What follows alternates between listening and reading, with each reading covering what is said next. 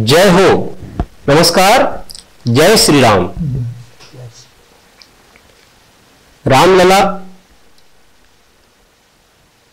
महाकवरेज में आप सबका स्वागत है। सिटी चैनल की विशेष प्रस्तुति धर्मो रक्षति रक्षतः। जो धर्म की रक्षा करता है, धर्म उसकी रक्षा करता है।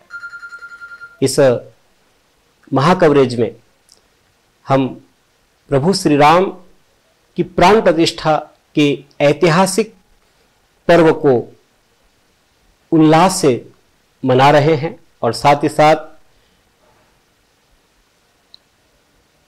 596 वर्ष के इस लंबे इतिहास में यहां तक पहुंचाने के लिए जिन जिन लोगों ने अपना हाथ लगाया है, जिस प्रकार से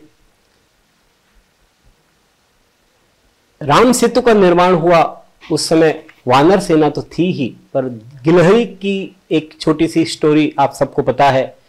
तो उसी प्रकार से हजारों लाखों कार सेवक जो थे, उन्होंने भी अपने कार का अर्थ है कर सेवा, कर यानी हाथ, अपने हाथों से इस मंदिर निर्माण की जो प्रक्रिया थी उसमें, उस आंदोलन में अपना सहयोग प्रदान किया। आज उन्हें भी याद करने का या उनसे हमें एक अनुभव साझा करने का जो अवसर है, वो आज इस महाकवरेज में हम लेकर आए हैं। मेरे साथ इसी राम जन्मभूमि आंदोलन में कार सेवक के रूप में शामिल हुए दो कार सेवक उपस्थित है, विनोद जी तिवारी और गोपाल जी चोमवाल। ये उस दौर में 1992 की हम बात करते हैं, तो उस समय आज से लगभग 30-32 वर्ष पूर्व इन्होंने एक कार सेवक के रूप में अपनी सेवाएं प्रभु श्री राम के चरणों में अर्पित की। आइए उनसे ही कुछ हम उस समय के जो अनुभव है वो साझा करने का प्रयास करते हैं। सबसे पहले गोपाल जी, स्वागत है आपका। धन्यवाद। जय श्री राम। प्रभु श्री राम के इस काज में जुड़ने का जो अवसर है जी, कार सेवक के रूप में, ये आपने किस प्रकार आपके मन में आया? वो एक ऐसा दौर था पंडित जी कि कॉलेज गोइंग स्टूडेंट होने के अलावा ऐसा प्रभु राम के प्रति जो श्रद्धा थी और जो माहौल था, उसको उस समय पर ऐसा सिचुएशन बन गया था कि सभी लोग अपने अपने जो योगदान करना चाहते थे जी। तो उसी का अवसर हमको मिला और हमारे साथ में जो हमारे जो नेता थे जी, तो उनका मार्गदर्शन प्राप्त हुआ। उसके कारण से हमारे को इच्छा हुई जी, तो हम वहाँ गए। भगवान के जो काज है, राम का काज है जी, उसमें हाथ भार लगाने के लिए जो छोटा मोटा अवसर हमको भी मिलना चाहिए, तो उसका एक ऐसा अनुभव मिला और फिर जाने का मौका मिला हमें। जी बिल्कुल। आप जैसे अकोला में उस समय क्या माहौल था?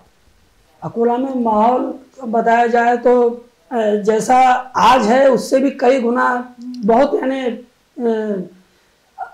अतुलनीय बोला जाएगा वो शब्द है। उसका कारण था कि वो आंदोलन ऐसा था जिसने जन समर्थन जिसको बहुत अच्छा मिला था और हमारे जो उस समय का दौर था, राम के प्रति निष्ठा तो कालांतर से हजारों सालों से है, परंतु उस समय का जो माहौल था वो एक ऐसा अनएक्सपेक्टेड था और जो स्टूडेंट थे हर वॉक ऑफ लाइफ के जो लोग थे, उनका योगदान मिलने का वो सुअवसर था। जी बिल्कुल, एक जन जागृति या धर्म जागृति जिसे हम कह सकते हैं।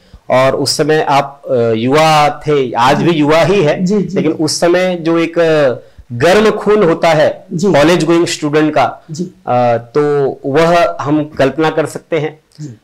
यहाँ से अकोला से आप अयोध्या के लिए कब रवाना हुए? अकोला से 2 दिसंबर को 2 या 3 दिसंबर को हम निकले जी।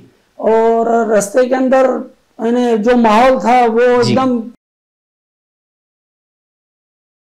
क्योंकि इतना जन समर्थन, अपार जन समर्थन था जी। और जो पब्लिक थी, जो जनता थी, मालूम पड़ने के बाद में उनका बहुत ज्यादा कोऑपरेशन था। जी जी। मालूम पड़े कि ये कार सेवा के लिए जा रहे हैं तो अपने स्वयं स्फूर्त तरीके से उनका मदद, खाना, भोजन, अच्छा, चाय पानी, जलपान की व्यवस्था कर रहे थे जी। जो यानी देख के ऐसा लगा कि प्रभु का कितना जबरदस्त माहौल बना है उस समय। जी जी। तो उसके कारण हम भी भावनाओं में बह के निकल गए। जी जी, बिल्कुल। फिर आप जिस बोगी में थे उस बोगी में और भी कई प्रकार के कार सेवक आपके साथ होंगे जी। तो उनकी क्या प्रतिक्रिया थी? कहाँ कहाँ से वे लोग जा रहे थे?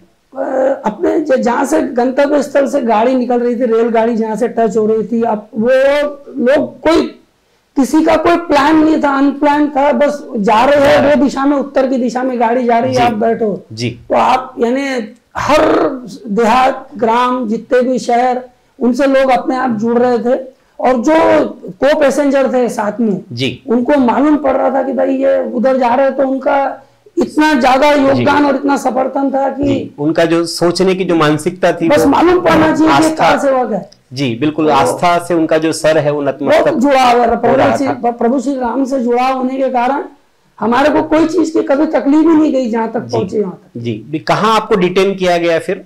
जी, उत्तर प्रदेश तो मध्य प्रदेश की बॉर्डर पर अशोकनगर बबीना जी जंक्शन पर रेलवे आरपीएफ ने हमारा जो दल था, अच्छा, तो उनको जैसा रोका, डिटेन किया एक्चुअल में जी। और हमारी उम्र छोटी थी तो समझ के उन्होंने हमारे को एक रेलवे रेस्ट हाउस था उसमें ले आके रखा जी। एक दिन रखा, हालांकि उन्होंने हमारी जो जलपान खाने पीने की व्यवस्था करी, पर हमको आगे जाने नहीं दिया क्योंकि माहौल जब तक के बहुत ज्यादा टेंस समझ लीजिए या बहुत ज्यादा हिलोरे था और पूर्व का अनुभव देख के गवर्नमेंट सरकार, उस तत्कालीन सरकार को रिस्क लेना नहीं चाहती थी। जी बिल्कुल। तो उन्होंने हमारे को, और फिर वापसी कैसे हुई? वापसी 2 दिन रखने के बाद उन्होंने फिर जो रिटर्न की जो डाउन गाड़ी है उसमें अपना अपना पता पूछकर आरपीएफ ने हमारे को भुसावल की गाड़ी में बिठा के रवाना किया। आगे जाने नहीं दिया उन्होंने जी, हमारी उम्र को देखते हुए या फिर उनको जो उचित लगा उस समय पर। हाँ बिल्कुल, उस हिसाब से। जी, कितने सदस्य थे आपके दल में? 22 थे टोटल जी। अकोला से, और अनगिनत हो गए थे बाद में, जैसे जैसे कारवा बनता चला गया, लोग जुड़ते गए और कारवा बनता चला गया जी। मालूम ही नहीं था, सब ऐसा अपने आप को कार सेवा की समझ रहे थे। जी बिल्कुल। और आज इतने वर्ष बाद जब यह जो आपका आंदोलन है, उस आंदोलन की जब ऐसे समझ लीजिए कि पूर्णाहुति होने जा रही है, उस समय आप कैसा महसूस कर रहे हैं? ऐसा लग रहा है कि जो जिस टाइम पर भगवान श्री राम श्रीलंका की तरफ गए तो जो राम सेतु बना जी, तो उस समय पर राम सेतु बनाने में जो छोटी छोटी मछलियां और जो था उनका कैसा योगदान था, वो भी आके खड़े हो गए। बिल्कुल। तो ऐसा हम तो बहुत ही छोटे हैं, ऐसा समझ लीजिए कि हमारा शुल्लक योगदान है, बस ऐसा खुशी है उस बात की कि बस उसकी पूर्णाहुति हुई। बिल्कुल। क्या होता है कि कोई भी इमारत जब बनती है तब इमारत में उसकी नींव को जो है वहाँ कोई दिखती नहीं है, नींव छुपी हुई होती है, लेकिन उस नींव का इतना महत्वपूर्ण योगदान होता है कि उस नींव के बिना उस इमारत की कल्पना नहीं की जा सकती। उसी प्रकार आप जैसे जो कार सेवक है, उन कार सेवकों की सहयोग ऐसा था कि इस कारण से ये जो आज जो दृश्य हम देख रहे हैं, आज जो रामलला विराजमान हो रहे हैं, वो साकार हुआ है। और उसी में एक और हमारे साथ कार सेवक श्री विनोद जी तिवारी जुड़ रहे हैं, और इन्हें डिटेन क्यों नहीं किया ये इस विषय में भी हम इनसे पूछेंगे। जी विनोद जी, आप कब कार सेवा के लिए शामिल हुए? जय श्री राम। हम यहाँ से 1 तारीख को निकले थे, 1 दिसंबर 2092 जी। उस वक्त हम यहाँ से अयोध्या के लिए हमारा एक ग्रुप निकला था जी। तो हमारे ग्रुप के अंदर करीब 35 से 40 लोग थे जी, और पूरे अकोला जिले से कम से कम 750 लोगों के लगभग थे जी। तो हम यहाँ से शाम में रवाना हुए जी, और दूसरे दिन शाम में हम अयोध्या पहुंचे। हमें रास्ते में किसी प्रकार की कोई परेशानी नहीं हुई जी, सब प्रभु की कृपा थी जी। लोगों का उत्साह अनंत था, उसको शब्दों में वर्णन नहीं किया जा सकता जी। सब प्रभु राम की कृपा थी जी। बस एक ही उद्देश्य था कि भाई वहाँ अयोध्या पहुंचना है और कार सेवा करनी है जी। तो अयोध्या आप अगले दिन मतलब अगले दिन शाम में पहुंचे हम। जो 2 दिसंबर 1992 में शाम के समय आप अयोध्या पहुंच गए। हाँ। उस समय क्या माहौल था? माहौल अयोध्या में जहाँ देखो बस वहाँ एक ही चर्चा थी कि भाई आपके कार सेवा होना चाहिए जी, वो विवादित ढांचा जी ढह जाना चाहिए जी, प्रभु राम का भव्य मंदिर निर्माण का रास्ता सुकर होना चाहिए। तो वहाँ आप पहुंचने के बाद में 2 तारीख के बाद आप कब तक वहाँ थे?